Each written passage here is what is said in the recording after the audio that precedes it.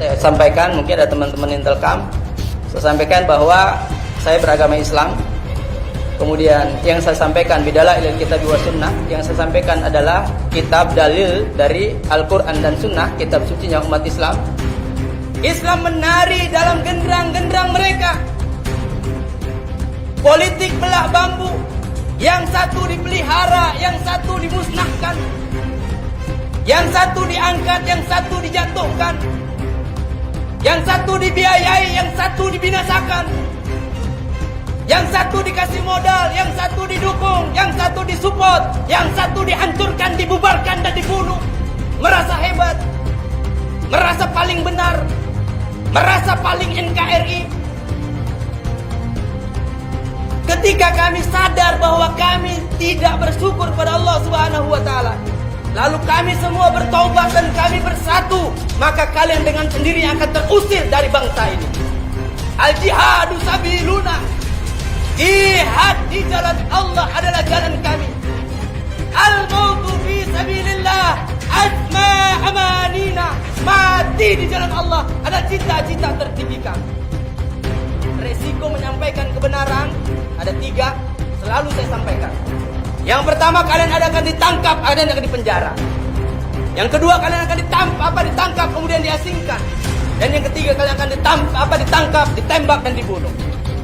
Subhanallah walhamdulillah wa la ilaha illallah. Suatu ketika di Baghdad pada tahun 1258, ada seorang tamu mengatakan, aku atau saya adalah tamu di sini.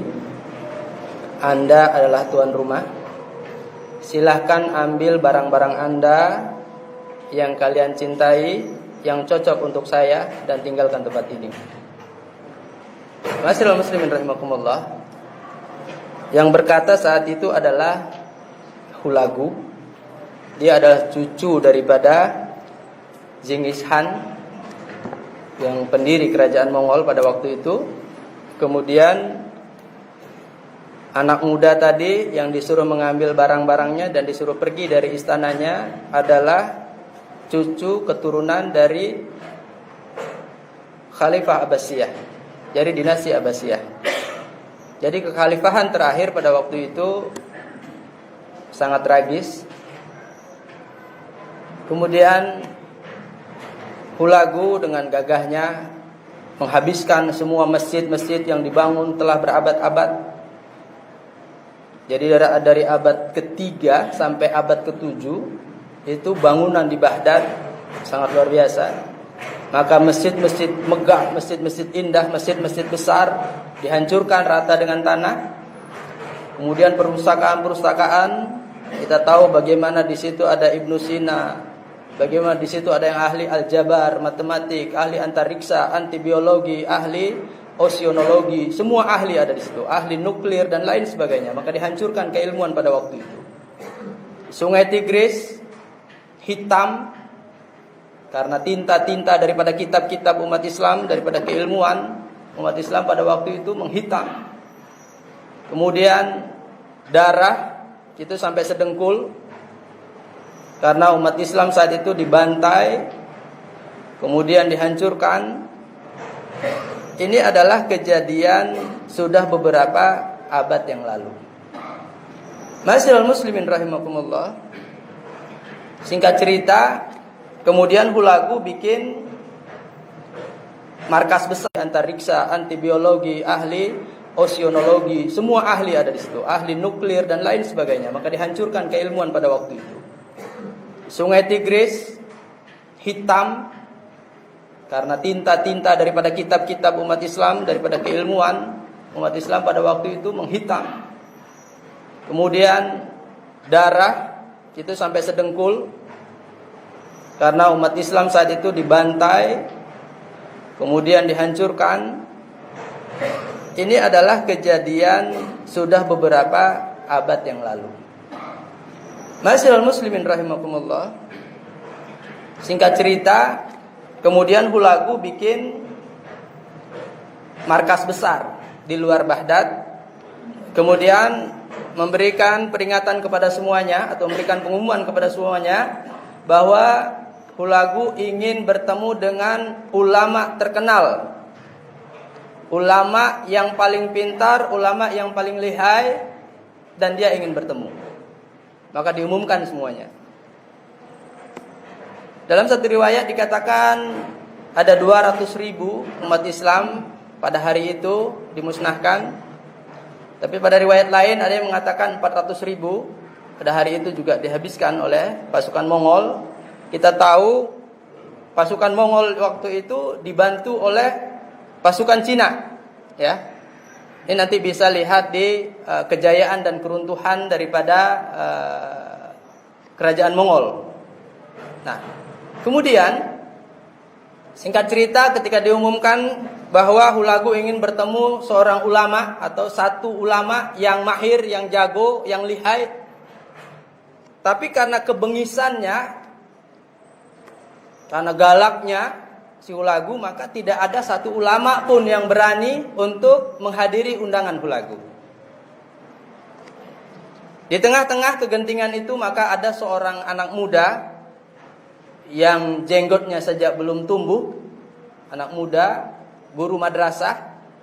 Kemudian dia mengatakan, saya siap memenuhi daripada undangan Raja Hulagu. Kemudian orang-orang pada khawatir, apa yang mengakibatkan dia berkeinginan ketemu dengan Hulagu. Kemudian anak muda itu berkata, ya, saya sangat penasaran dan tertantang dengan apa yang diinginkan oleh Hulagu. Raja bengis, raja tega, raja sadis, pembantai, pembunuh, yakni Hulagu tadi. Maka anak muda itu berangkat. Sebelum berangkat, anak muda itu bawa seekor unta yang besar, kemudian bawa seekor kambing, kemudian bawa. Yang berkata saat itu adalah Hulagu. Dia adalah cucu daripada Genghis Khan, yang pendiri kerajaan Mongol pada waktu itu. Kemudian anak muda tadi yang disuruh mengambil barang-barangnya dan disuruh pergi dari istananya adalah cucu keturunan dari Khalifah Abbasiyah, dari dinasti Abbasiyah. Jadi kekhalifahan terakhir pada waktu itu sangat tragis. Kemudian Hulagu dengan gagahnya menghabiskan semua masjid-masjid yang dibangun telah berabad-abad. Jadi dari abad ketiga sampai abad ketujuh itu bangunan di Baghdad sangat luar biasa. Maka masjid-masjid megah, masjid-masjid indah, masjid-masjid besar dihancurkan rata dengan tanah.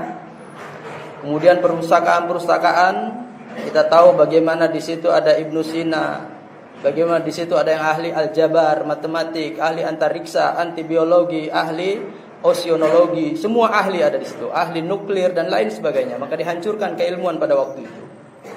Sungai Tigris hitam karena tinta-tinta daripada kitab-kitab umat Islam, daripada keilmuan umat Islam pada waktu itu menghitam. Kemudian darah itu sampai sedengkul karena umat Islam saat itu dibantai, kemudian dihancurkan. Ini adalah kejadian sudah beberapa abad yang lalu. Ma'asyiral muslimin rahimakumullah. Singkat cerita, kemudian Hulagu bikin markas besar di luar Baghdad. Kemudian memberikan peringatan kepada semuanya atau memberikan pengumuman kepada semuanya bahwa Hulagu ingin bertemu dengan ulama terkenal, ulama yang paling pintar, ulama yang paling lihai, dan dia ingin bertemu. Maka diumumkan semuanya. Dalam satu riwayat dikatakan ada 200.000 umat Islam pada hari itu dimusnahkan. Tapi pada riwayat lain ada yang mengatakan 400.000 pada hari itu juga dihabiskan oleh pasukan Mongol. Kita tahu pasukan Mongol waktu itu dibantu oleh pasukan Cina, ya. Ini nanti bisa lihat di kejayaan dan keruntuhan daripada kerajaan Mongol. Nah, kemudian Singkat cerita, ketika diumumkan bahwa Hulagu ingin bertemu seorang ulama atau satu ulama yang mahir, yang jago, yang lihai, tapi karena kebengisannya, karena galaknya si Hulagu, maka tidak ada satu ulama pun yang berani untuk menghadiri undangan Hulagu. Di tengah-tengah kegentingan itu, maka ada seorang anak muda yang jenggotnya saja belum tumbuh, anak muda, guru madrasah. Kemudian dia mengatakan, saya siap memenuhi daripada undangan Raja Hulagu. Kemudian orang-orang pada khawatir, apa yang mengakibatkan dia berkeinginan ketemu dengan Hulagu. Kemudian anak muda itu berkata, ya, saya sangat penasaran dan tertantang dengan apa yang diinginkan oleh Hulagu. Raja bengis, raja tega, raja sadis, pembantai, pembunuh, yakni Hulagu tadi. Maka anak muda itu berangkat. Sebelum berangkat, anak muda itu bawa seekor unta yang besar, kemudian bawa seekor kambing, kemudian bawa seekor ayam. Berangkatlah dia ke markas besarnya Hulagu. Kemudian bersampailah di hadapan Hulagu. Hulagu kaget, heran. Kemudian dia perhatikan dari atas rambut sampai ujung kakinya. Kemudian dia bertanya, hanya dapat seorang ini mencari ulama di Baghdad yang terkenal dengan berbagai keilmuannya.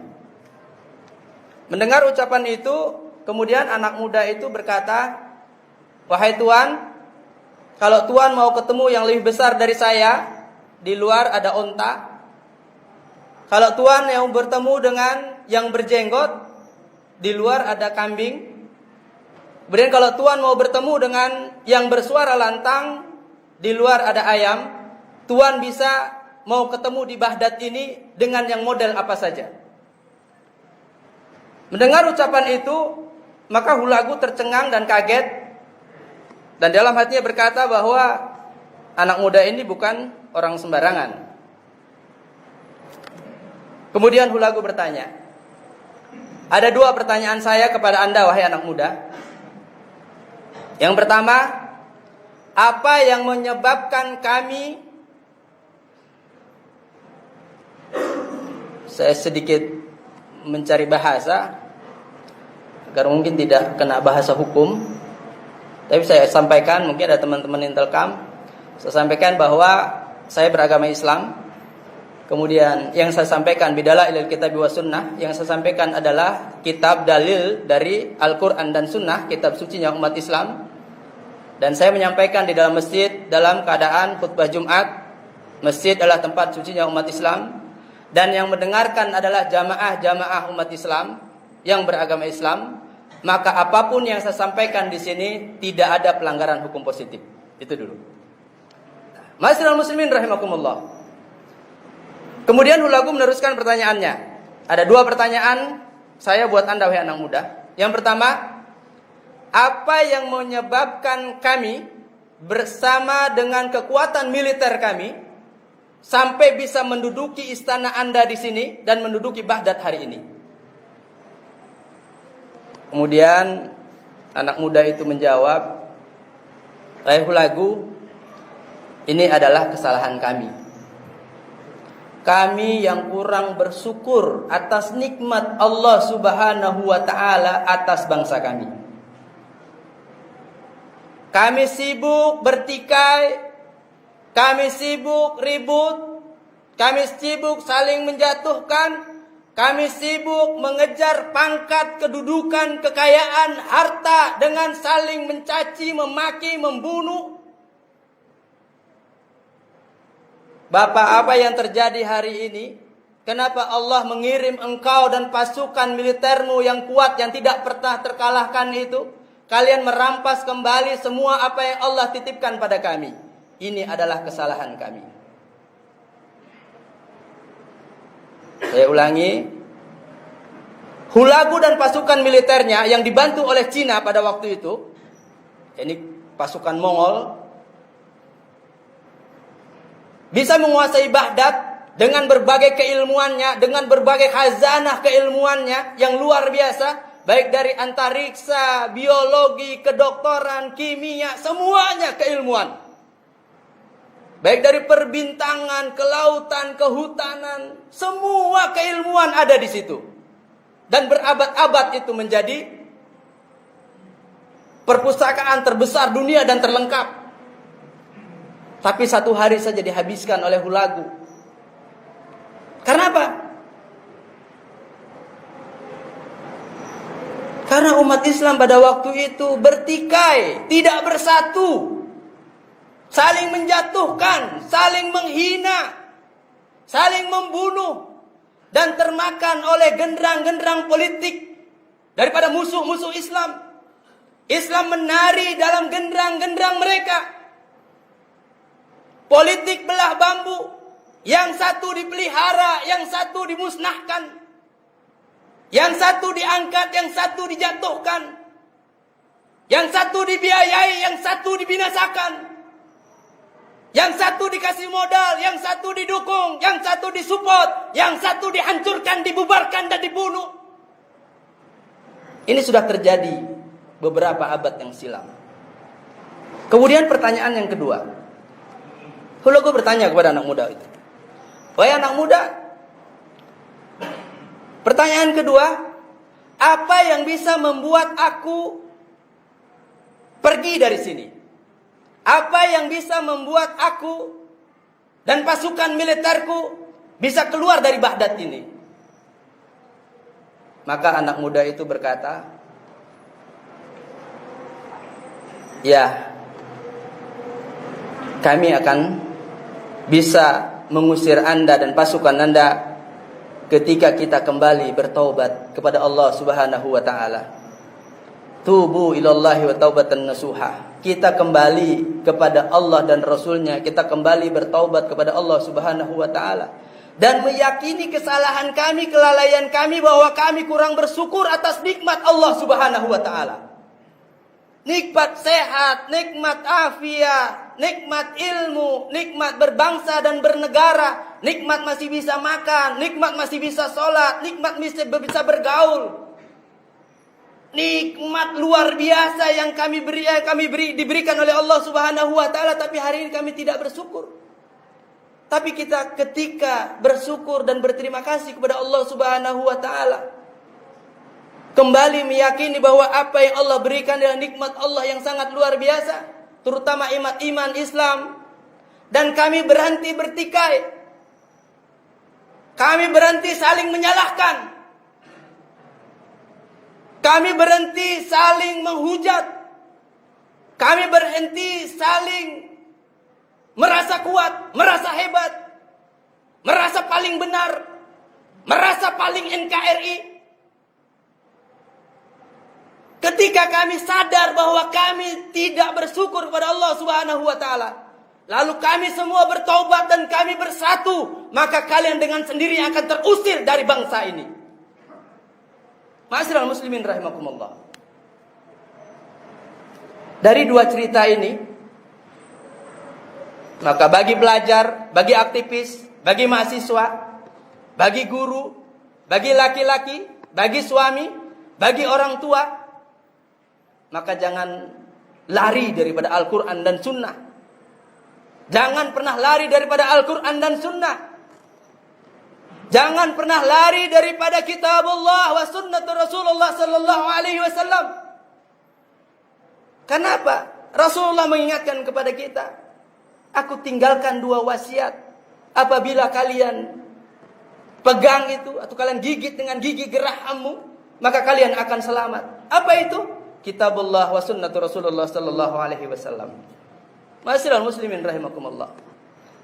Berkaca dari kisah itu, kemudian kita melihat keadaan kita hari ini. Apa yang kita lihat, apa yang kita dengar, apa yang kita rasakan di lingkungan kita, hendaklah kita gunakan kacamata Al-Quran dan Sunnah untuk melihat keadaan ini. Contoh, kita miris hari ini.